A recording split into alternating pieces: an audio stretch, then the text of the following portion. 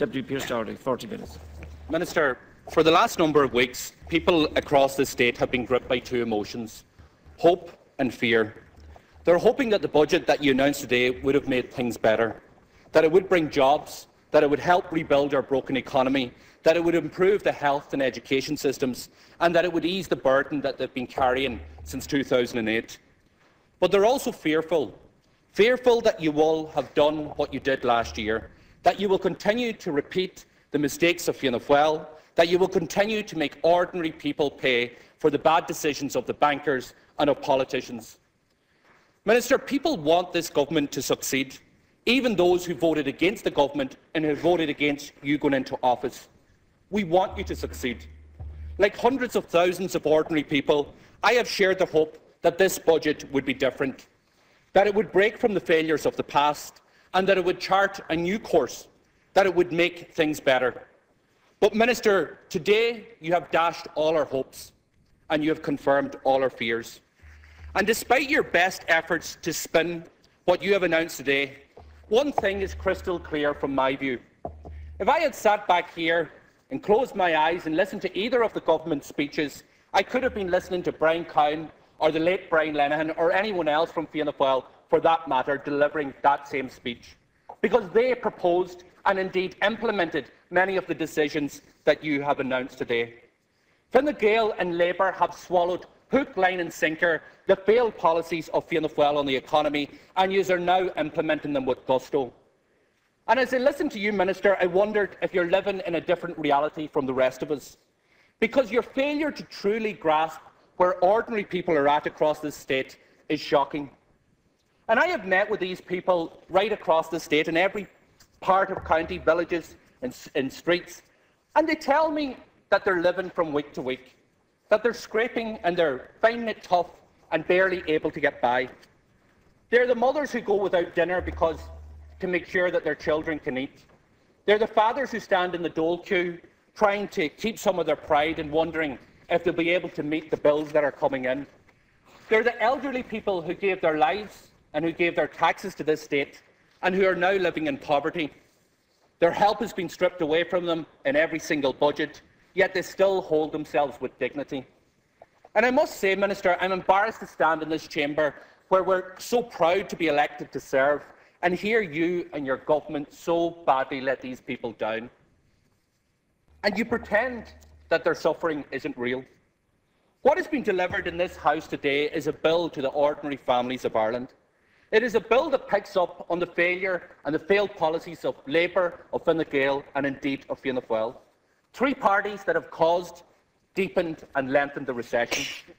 Both Fine Gael and Labour in 2010 stood on this side of the House and lambasted, rightly so, Fianna Fail for introducing its fourth austerity budget in a row. Eamon Gilmore said that Fianna Fail had introduced cuts that broke new ground in political stupidity. But what do?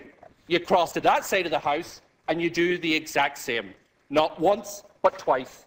So what we've got now is a government, a Fine Gael and Labour government, that have implemented €7 billion in taxes and public cuts after riding into office on a wave of popular support to end austerity. So much for the brand new dawn or the democratic revolution that people hoped for and that you promised.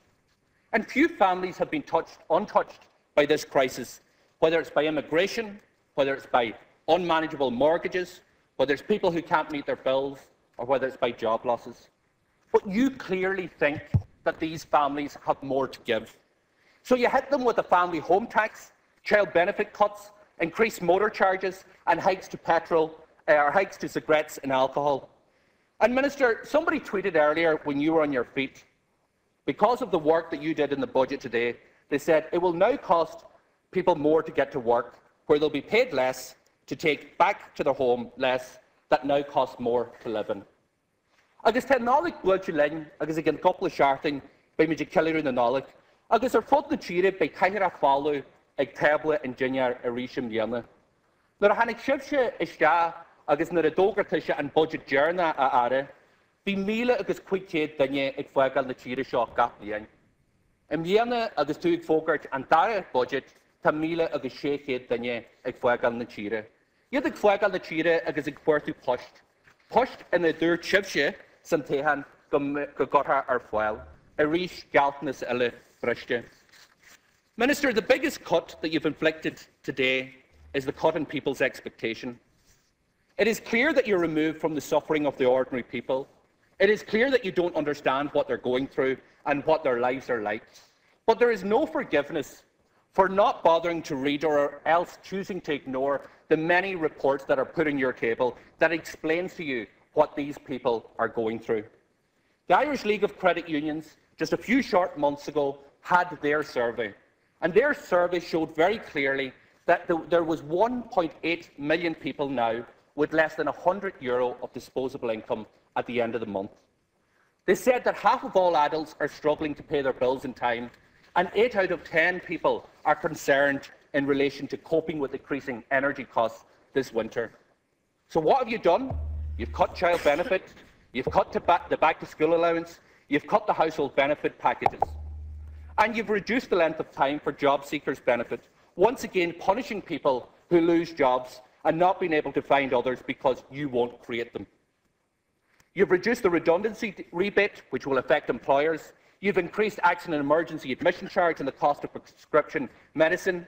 Medical card holders will now have to pay triple, or $150 for prescription charges, and you've lowered the medical card threshold for the over 70s.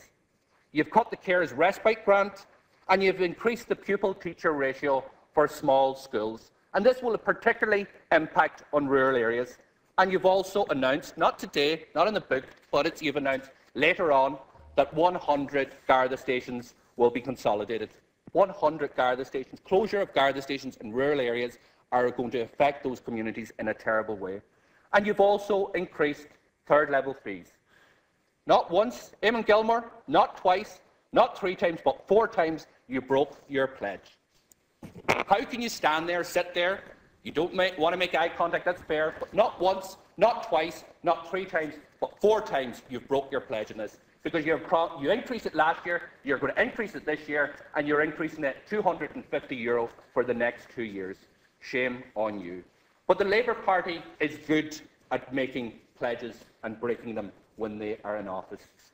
Minister, there are parents out there who are going to feel the impact of your budget in the pit of their stomach. Parents who know that their children intend to emigrate next year. Parents who've had to borrow to pay for Christmas. And parents who will be despairing at how to feed their children or clothe their children because of the impact of the child benefit cuts. And Minister, child benefit is the payment that is keeping many families just above the waterline. And for many working families, it's the only contribution that they receive from the state.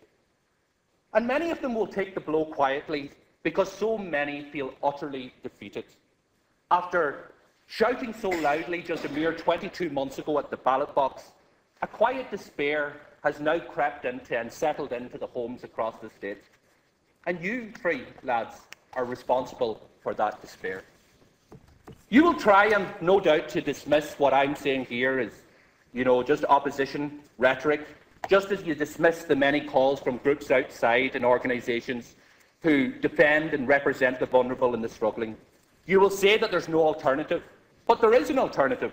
And you mightn't have bothered to read Sinn Féin's alternative budget, but it set out a full list of measures, €2.7 billion in additional taxes and over €1 billion in savings, which would allow you to make a €3.5 billion deficit adjustment this year.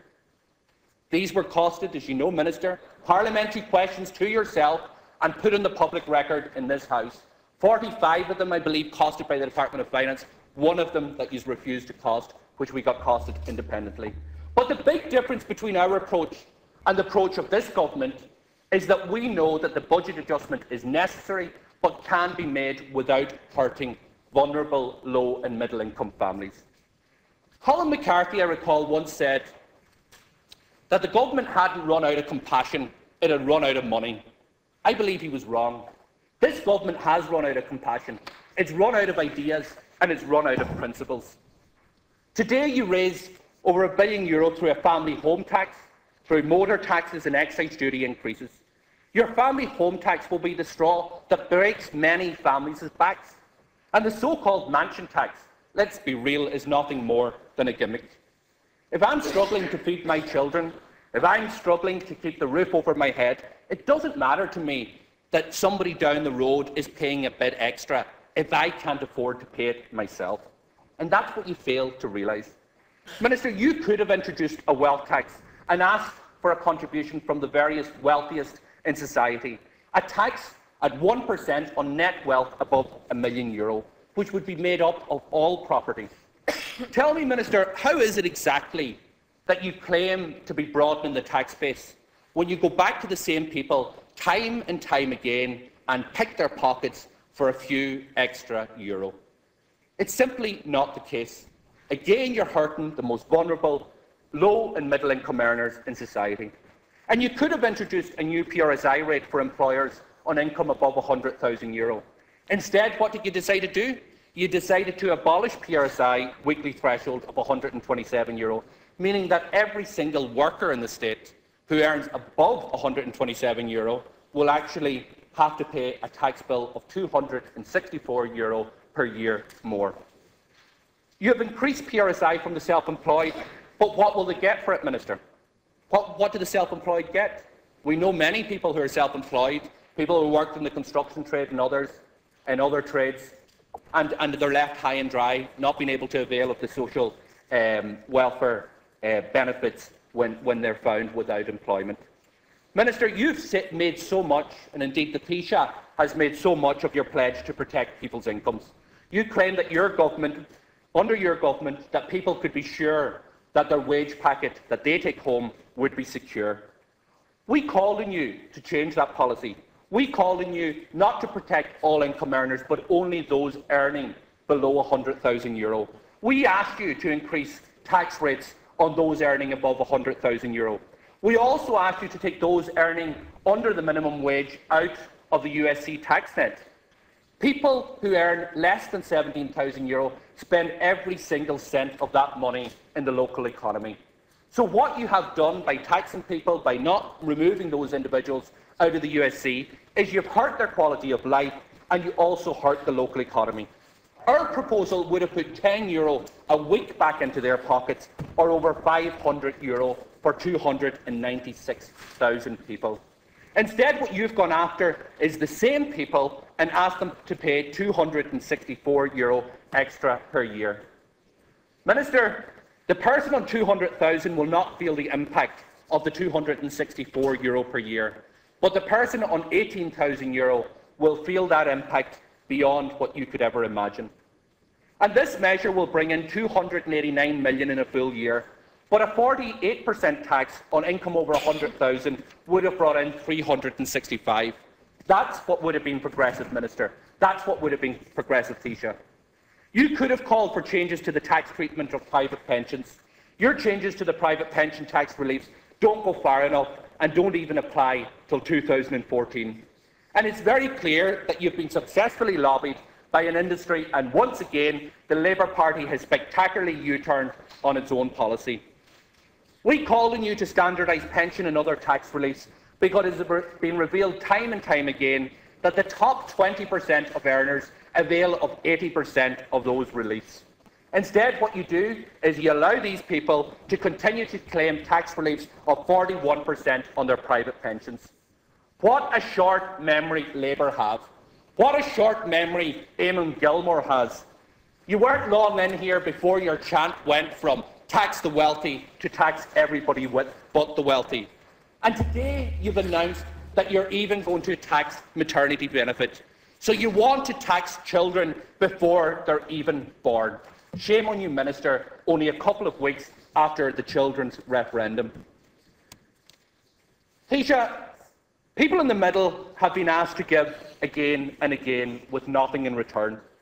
So let's look at two people and how they're going to be impacted by your budget today.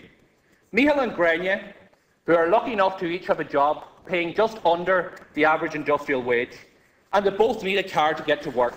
They have 4 children, with their eldest in university. So let's see how much you have squeezed them today in your budget announcement.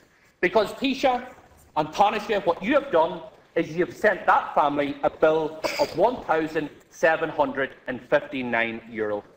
By applying the PRSI to the first €127 of Micheál and Grenya's salary, you are charging them an extra €528. On top of their family home, which is valued at €200,000, which has a huge mortgage, they will now be taxed at €405 for that home. The child benefit they rely on for the 3 other children will now be slashed by €456 per year. The Band C car that each of them drive will now increase their taxation by €120 a year, and their eldest son, who's in college, will now have to pay €250 more in student contribution fees. So Micheál and Grenya and their 4 kids will now be charged more by your government to the tune of €1,759. Minister, that family don't have their eldest son. If that family didn't have their eldest son in university, but if they were in receipt of back to school allowance, their bill would now be €1,900.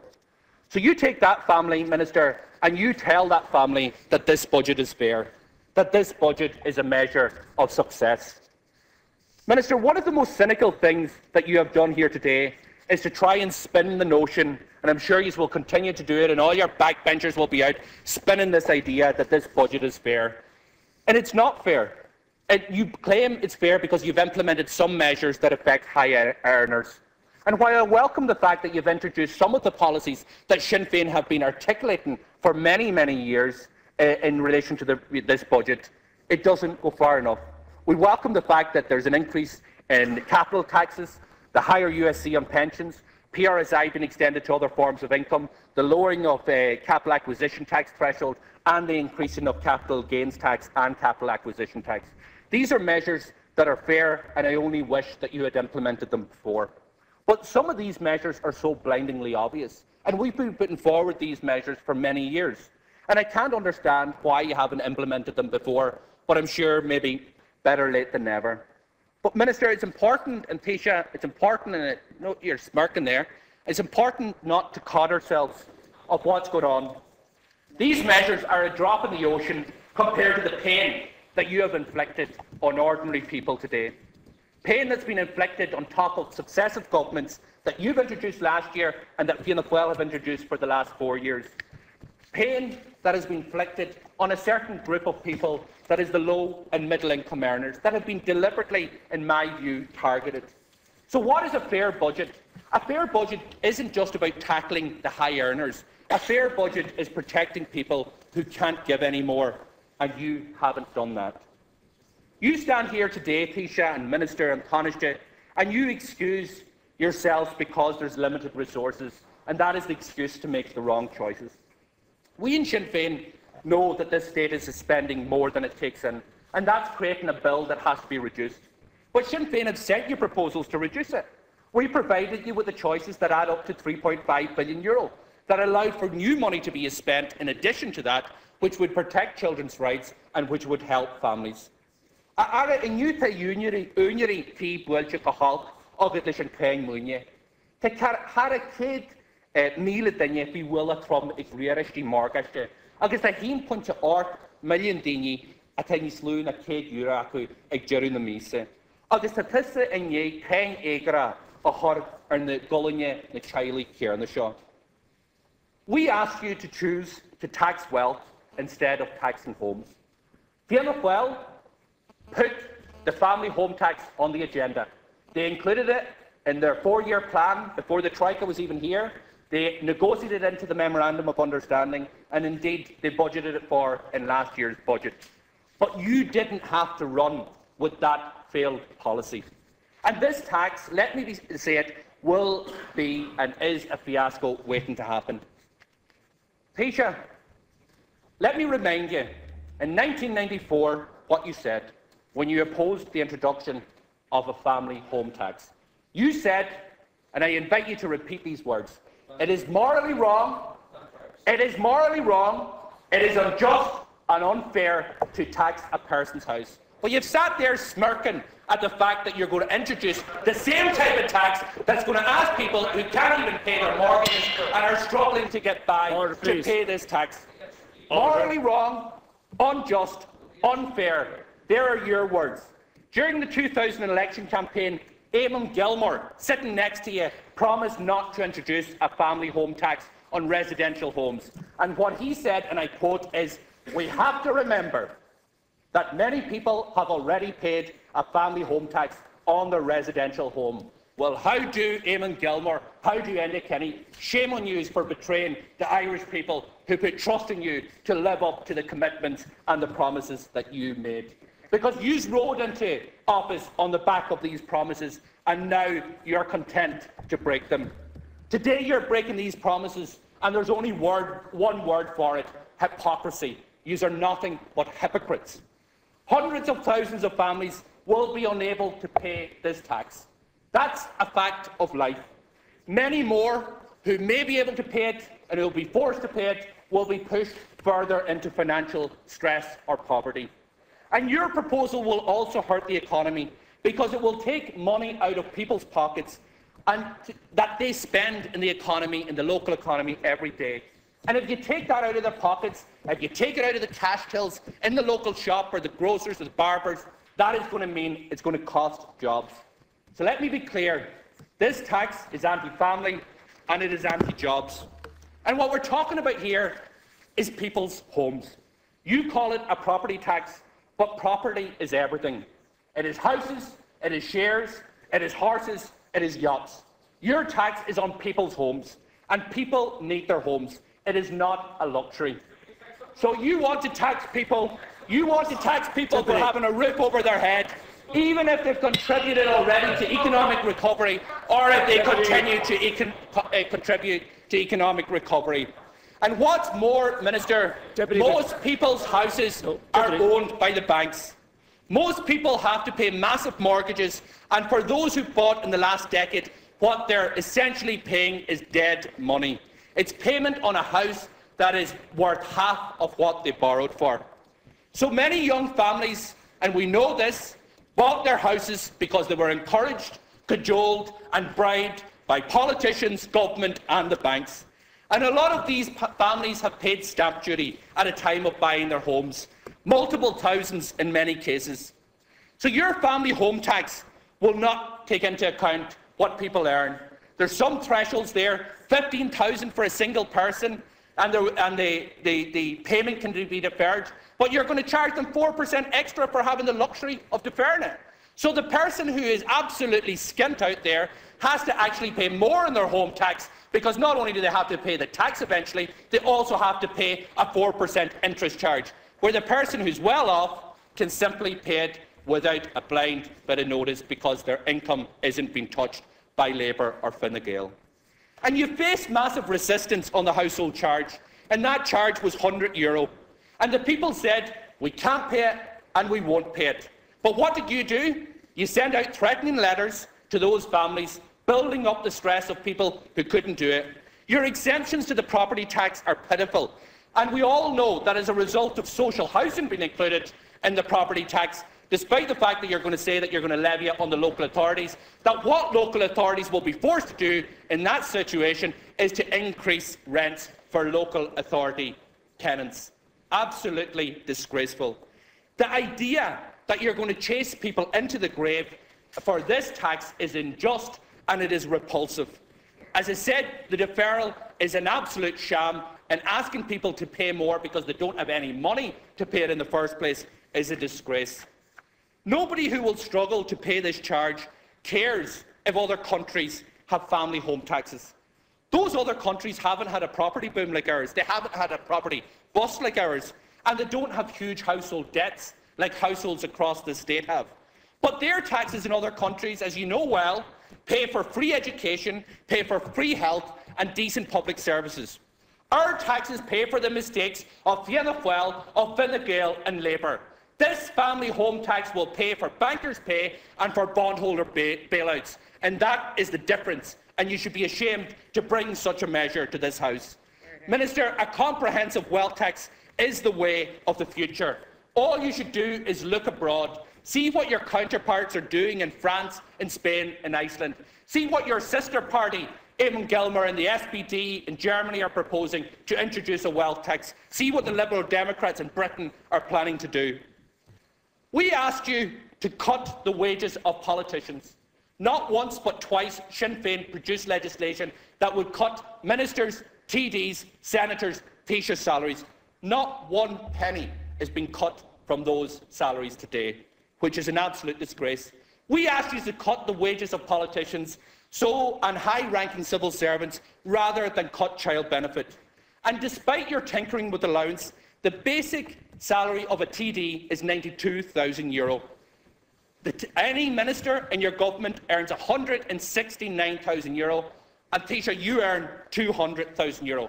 The Minister for Finance who introduced these taxation measures today that will bear down hard on ordinary families, not only does he earn €169,000 basic pay, he still gets his ministerial pension from the time he was in office before. That's simply not acceptable. Your government isn't really in a position, is it, Minister, is it, Taoiseach, to tell low or middle-income families that they can go without €10 a month on each child and child benefit, and more if they have subsequent children? Because I can't imagine any of you lads having to look into the recess of your cupboards and look at the ingredients that are available to see if you can put together a meal for your children, the way that many mothers and fathers would have done as both ministers introduced their budget today. That is the difference. You live in a different reality, in a wee bubble there, sitting round the cabinet table. Each of you is on a huge amount of money with your own personal drivers and just disconnected from the real life and where people are at.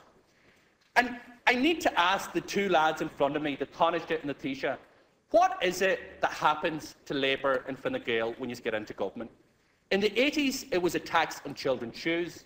Now you're cutting the benefit that keeps them in shoes. Is it something that you have against children? Is it just that you don't like children? What is it that Labour and Fine Gael do? Why is it that you take it out on children time and time again?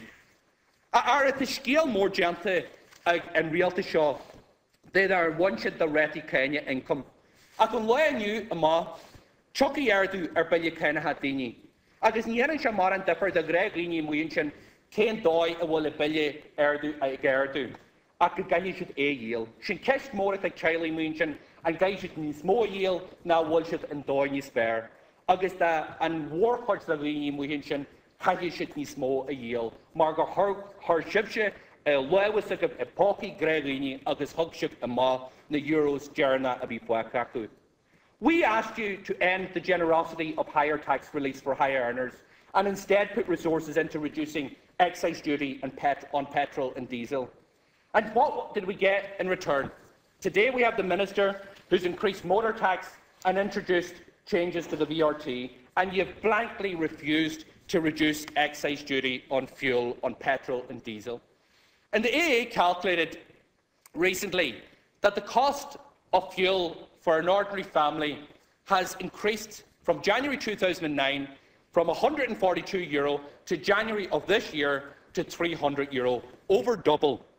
And motorists have been squeezed at every single opportunity and by every angle by successive budgets introduced by Fianna Fail when they ramped up excise duty on fuel, on petrol and diesel, and when used as it again last year.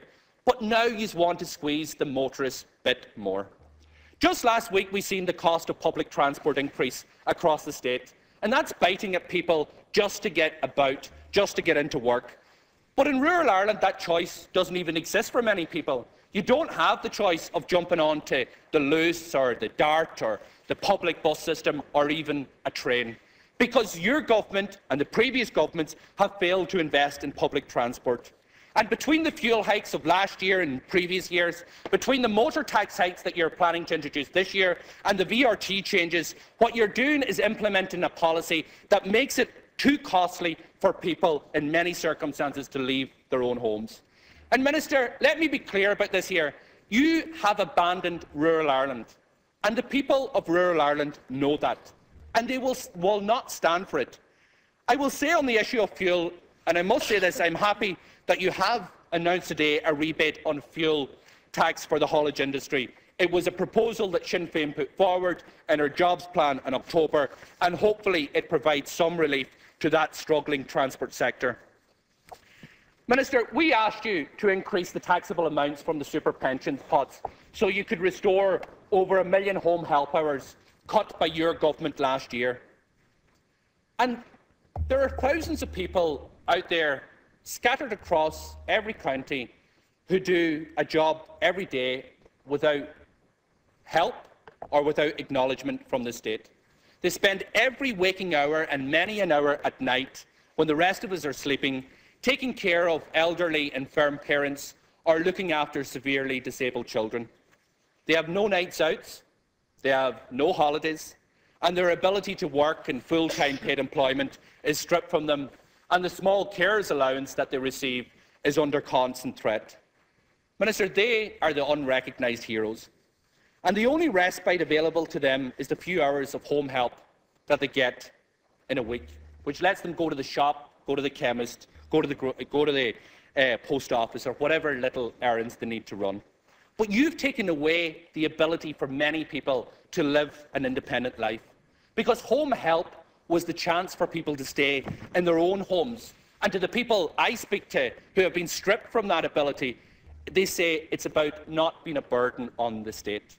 Again, what you've done is you've taken Fianna Fail's lead on this. You've adopted Fianna Fail's policy of placing the heaviest burden on the shoulders of those who can least afford to manage it.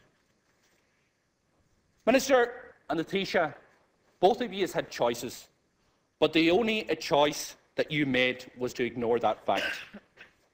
And though you couch your budget measures and lectures on deficit and numbers and targets, and you claim that we're getting there, getting where is the question that people and I ask. Getting where? Because a 3% deficit target by 2015 isn't going to fill a child's belly. It's not going to put clothes on a child going to school. It's not going to warm the house of an elderly couple who faces a choice every day between heating or eating. Getting where? Where do you want to see this country of ours in the next number of years? Ara ní chrúthaíonn press reches post. Agus sin an rud a méidir feiceáil seaartain ní seaartain, reches í chartamá ón rialtas. Is an neistíarta a dhí fáinne daoine le ráiste gobar. Agus tá neamart omlan genta go ó hiú an neistíart post agus jeú a thar le slí betheganí. Le bliana nuas caiú 5,000 orcéad post níos móna a chrúthaíú. Ó hanig Fine Gael agus Páirtí nach Dobre caiú 4,000 post sa Gaeilgear. 4,000 post níos slú sa Gaeilgear ó hanig sibse a ghuairt. And for the last 4 years, you and Fianna Fail have attempted to fix the economy through austerity. Well, this is a new one. Let me say it. It's a new one for you anyway. Austerity doesn't work.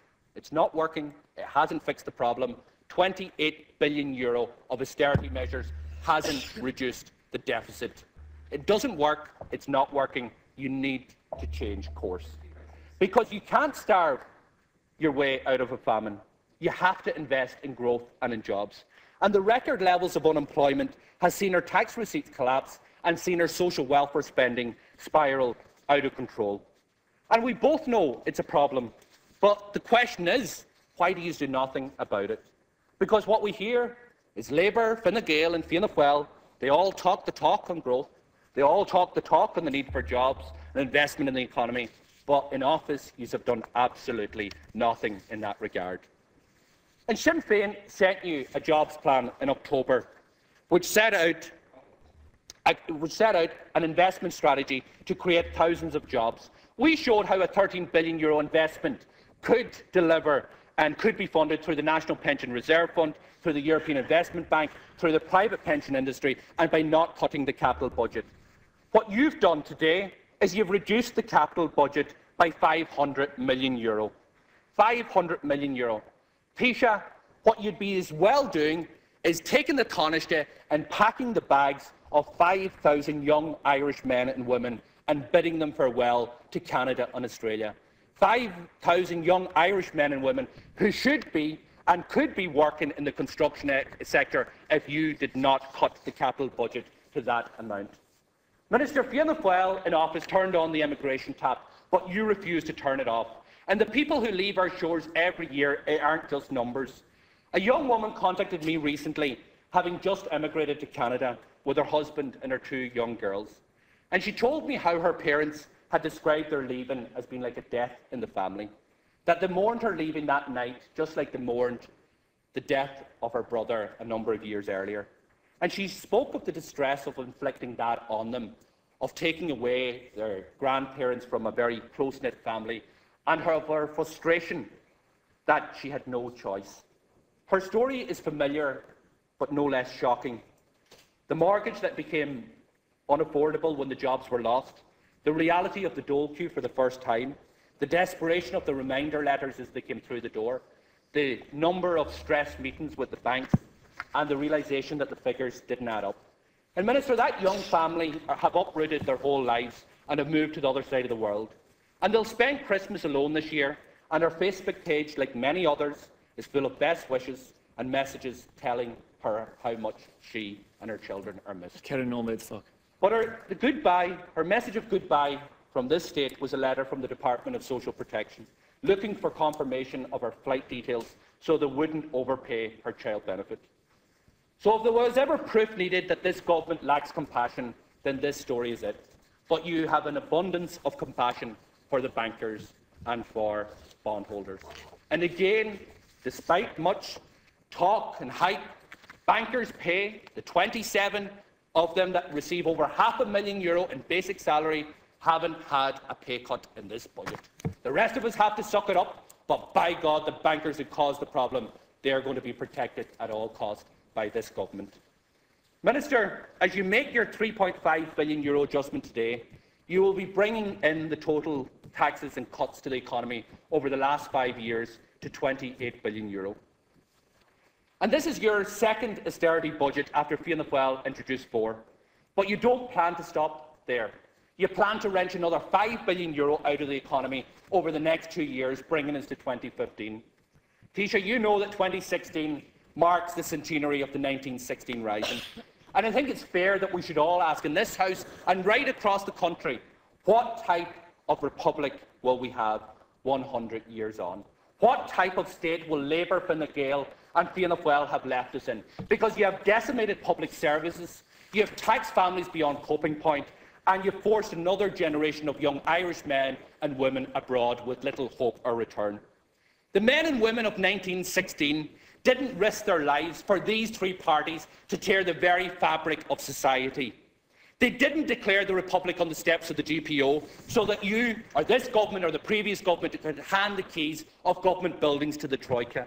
They stood up for Irish citizens, but you only stand up for bankers, bondholders and vested interests. You have sullied the vision that inspired the women and men of 1916, and in doing so you have failed, and you continue to fail the people of this state. Your arrogance and lack of compassion knows no bounds. Your claim that there is no alternatives is simply pathetic. Last week I listened to the radio and I was reminded of the power of ordinary people to bring about change. In 1955, Rosa Parks refused to give up her seat on a bus in Montgomery, Alabama. As a woman and as an African American, she had been taught to accept her lot in life, to accept second-class citizenship, to accept that there were no alternatives. But one day she decided enough was enough. She refused to give up her seat to a white passenger. And when she was interviewed a few days later, she said, "The time had just come when I had been pushed as far as I could be pushed." Rosa Parks' act of defiance that day inspired a whole generation of civil rights campaigners to struggle for a better life. Tired of being pushed around, she decided that she would be pushed around no longer. She stood up for herself and all those like her who were being treated as second-class citizens. In today's budget, Taoiseach and Taoiseach, you have pushed the people of this state as far as they can be pushed. It is time for ordinary people to realise that they don't have to take it anymore. It is time for people to make a stand. And whether it is with Sinn Féin or behind your union banner or in your communities, you can organise and you can fight back. Because, Taoiseach, citizens have rights, and they elected you, they elected me, and they can replace us. So it's time for ordinary people to draw a line in the sand, to say no to your family home tax, to say no to your cuts to child benefit, to say no to your policies of immigration and unemployment. When Rosa Parks decided to say enough was enough, she gave people hope that there was a better future was possible. When she decided to make a stand, she gave people confidence to follow her lead. Like Rosa Parks, I believe a better future is possible. I believe that our broken economy can be fixed. I believe that jobs can be created. I believe that our children can have a future in their own home country. I believe that there's an alternative to the failed policies of Fine Gael, Labour and Fianna Fail, and that is why I and my Sinn Féin colleagues will be voting against this appalling budget. I now call on 20 minutes.